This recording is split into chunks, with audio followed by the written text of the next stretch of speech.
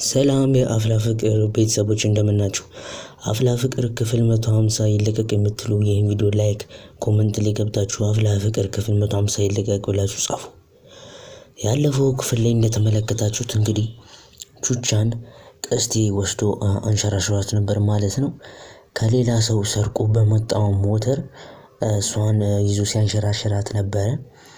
እሷም ከየት ነው ያመጣው ሞተሩን ብላ ደጋግማ ስትጠይቀው አንድ እዛ ከሚታጠብበት ቦታ ይዤ መጥቼ ነው ያለ ፈቃዱ ለምን ታመጣለህ ያለ ሲጨቀጭቀው ነበር። ነገር ግን እሱ ምንም ችግር እንደሌለና እንድትወጣ ይነግራታል ማለት ነው። አጠገቡ ደግሞ በሚገርም ሁኔታ ቤዛ ስለነበረች ቹቻን ትገፋፋታለች ከቀስቴ ጋር አብራ እንድትሄድ። ቀስቴም ጸጉርሽን እየበተንሽ እኔን አቅፈሽኝ እንድትሄጂ ነው የምፈልገው ብሎ ሲናገር ቤዛ ገፋፍታት ሞተሩ ላይ እንድትወጣና ያለችውን እንድታደርግ ያላትን እንድታደርግ ትነግራትና ታደርጋለች ማለት ነው። ከዛም ወገቡን አቅፋ ሞተሩን አስነስቶ ይሄዳል። ከዛም ያለአባት ፖርት ቦታ ላይ ሲደርሱ እንደ ድንገት ሆኖ ቦቼ ይደውልና የሚያወሩትን በሙሉ ቹቻ አጠገቡ ሆና ትሰማለች ማለት ነው። የኔን ቂጥ የነካሁበትን ሞተር ማነው እንዲቀመጥበት አልፈልግም ያለውን ሰው እንዴት እንደዚህ ታደርጋለህ አይለቅም ይገላል እያለ ሲያወራ ቹቻ ትሰማለች ማለት ነው። ሰርቀነው እንዲያመጣው ብላ ትናገረዋለች። በጣም እኔኮ አንተ እንደዚህ እንድታደርግልኝ አይደለም የምፈልገው እኔ ደስተኛ መሆኑ አንተ እንደዚህ ታደርግልኝ አይደለም ትለዋለች። እና ምን ሳደርግልሽ ነው ደስተኛ የምትሆኚ ሲላት እግሬ እስኪቅጥን ድረስ ወክ ስታደርገኝ እና ቃሪያ በበዛበት አሳንጉሳ ስትጋብዘኝ ነው ብላ ታሾፍበታለች ማለት ነው። አረታ ያታሹ ሲብሏት ነገሩን እንድታቆም ይነግራታል ማለት ነው። በስተመጨረሻም ሞተሩን ለመመለስ ሊሄድ ሲል ነይ እንሂድ ብሎ ይዟት የጎተታት ይዟት ይሄዳል ማለት ነው። ሞተር ላይ ጭኖ ይዟት ይሄዳል ማለት ነው። በሌላ በኩል ደግሞ ቤቲ ኢዮሲን የግሏ ለማድረግ በጣም እየጣረች ትገኛለች። እሱንም ያልኩበት ምክንያት አውቃ በሄቨን እንዳትቀማ ስለምትፈልግ መጣ ስለ ሄቨን ሌላ ነገሮችን ትነግረዋለች ማለት ነው። ለኢዮሲ ከቦቼ ጋር አንድ ላይ እንደሆኑና ቦቼን እንደምትወደው በግል አስተማሪዎች በሙሉ እንደሚያውቁ ትነግረዋለች ማለት ነው። ከዛም ኢዮሲ ምንም ለመናገር አላስብም ዝም ይላል ማለት ነው። እንደ ድንገት ሆኖ ደግሞ ሄቨን ትመጣለች እዛ ፓርት ላይ እዛ ቦታ ላይ።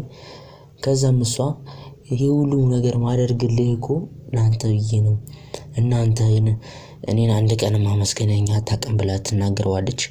እኔ እንዳመሰግንሽ ትፈልጊ ነበር እንዴ ይላታል። እና እንዴት አልፈልግም የሰራሁበትንማ ማግኘት አለብኝ ብላ ትናገራለች ማለት ነው። እኔ እንደዚህ እንደሚሰማሽ አላወኩም በጣም ይቅርታ ለማንኛውም በጣም አመሰግናለሁ ብዙ ነገር አድርገሽልኛል ሲላት ይሄ ብቻማ አዋጣም እዚህ ጉንጭን ሳመኝ ብላ ተናግረዋለች ማለት ነው። እሱ እንዴት አይሆንም ብሎ ለመከላከል ሲሞክር እሷ ደግሞ ለምን የኔ ጉንጭ አይመችም እንዴ ምናምን ብላ ነገሩን ልትጠመዝዘውና ልትቀይር ትሞክራለች ማለት ነው። የዛ ሁኔታ ላይ እንግዲህ ምንም ማድረግ አልቻለም። ኧረ ብሎ አስቀይሶ ጉንጯን ይስማታል ማለት ነው። የዛ ሰዓት ሄቨን አጠገባቸው ደርሳ ነበረ። ከዛም ቆማ ትመለከትና አጠገባቸው ትመጣለች ማለት ነው። ከዛ ቤቲም ስላንቺ ስናወራ ደረሽ እድሜሽ ረጅም ነው እንዴ ነሽ እባክሽ ትላታለች። ስለኔ ምን ታወራላችሁ ስትላት ምን ብዬ እነግርሻለሁ አለችና ለማንኛውም እንዴት ነው አሁን ከቦቼ ጋር እንዴት ሆናችሁ ምናምን ትላታለች። እንዴት ሆነን ስትል ፍቅረኛሞች እንደሆናችሁ እኮ ሰምተናል አሁንማ ሀገር ምድሩ ነው የሚያውቀው ስለዚህ ነገር ብላ ትናገራታለች።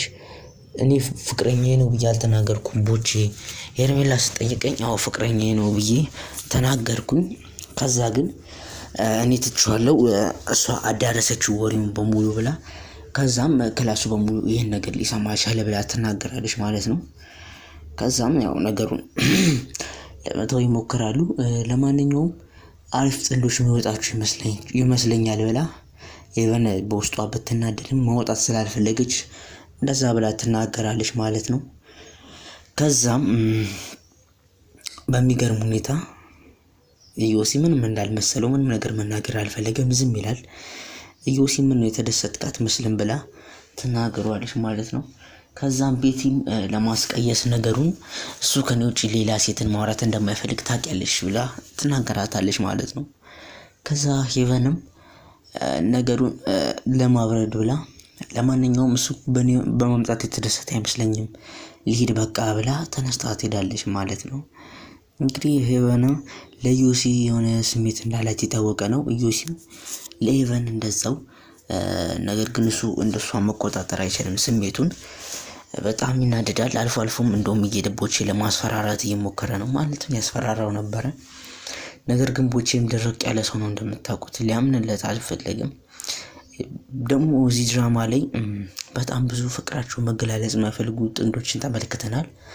ሄቨን እና ዩሲ የመጀመሪያ ናቸው። ከዚህ በፊት ደግሞ በነበሩት ፓርቶች ላይ ያሬድ እና ቤዛ እሱን አስመልክተውን ነበረ። ከዛ በኋላ ደግሞ እንግዲህ ጄሪ እና ቦቼ፣ ያው ቦቼ በእርግጥ ለማን እንደሆነ ስሜቱም ለማወቅ ከባድ ነው። እዚህ ምሳም ጋር ነው ከሴቶች ጋር የሚለው። የጄሪ ግን የታወቀ ነው፣ እርግጥ ነው። እሱን ከሌላ ሴት ጋር ስታይ ወይም ደግሞ ሲቆጣት ወይ ትቷት ሲሄድ በጣም ትናደዳለች።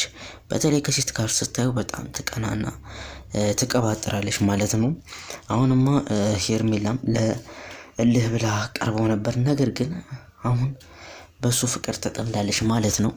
ሰው ሁሉ ይህ ባለቆቀር ምን አስነኩቷቸው ነው ሴቶቹን እስኪሉት ድረስ ቦቼ እንግዲህ እያተራመሳቸው ይገኛል ሴቶቹን። መጀመሪያ ሄርሜላን እየለመናት ቢሆንም እሷ አልፈልግም ስትለው ወደ ጄሪ ይመጣል ማለት ነው። ከዛም ሄርሜላ ከጄሪ ለመበቀል ብላ መልሳ ነገሮች ትገባበታለች። ከዛ አሁን ሄርሜላም ጄሪም ወዳጆቹ ናቸው። ከዛ በተጨማሪ ደግሞ ሄቨንም ከሱ ጋር ስትሆን ሰዎች ሄቨንንም ያቀለጣት እያመሰላቸው የትምህርት ቤቱ ተማሪዎች እንዳለ መወያያ ሲያደርጉት ነበር ነገሩን። ብቻ ቦቼ አሪፍ እየሄደ ነው ስራው። በራሱን ደግሞ በብዙ ሴቶች እንደሚወደድና እንደ ሸበላ አድርጎ ነው ራሱን የሚስለው። ከጄሪ ጋር ሲገናኙ አብዛኛውን የወሬያቸውን ፓርት በመሰዳደብና በመተራረብ ነው አብዛኛውን የወሬያቸውን ፓርት የሚቋጩት። ነገር ግን አንድ ቀን ቢሆን ስሜታቸውን ተገላልጸው አያውቁም። በተለይ ጄሪ እሱ ጋር ከደረሰች ጊዜ ጀምሮ ነገርና ወሬ ብቻ ነው የምትለፈልፈው። ሆኖም ግን አሁን ለሱ ስሜት እንዳላት እያስታወቀ መጥቷል። ዩሲም እንደዚሁ ፍቅሩን መግለጽ አይፈልግም። ጉረኛ እንደሆነና ሴቶችን በፍቅሩ ማቅለጥ እንደሚችል አድርጎ ስለሚያስብ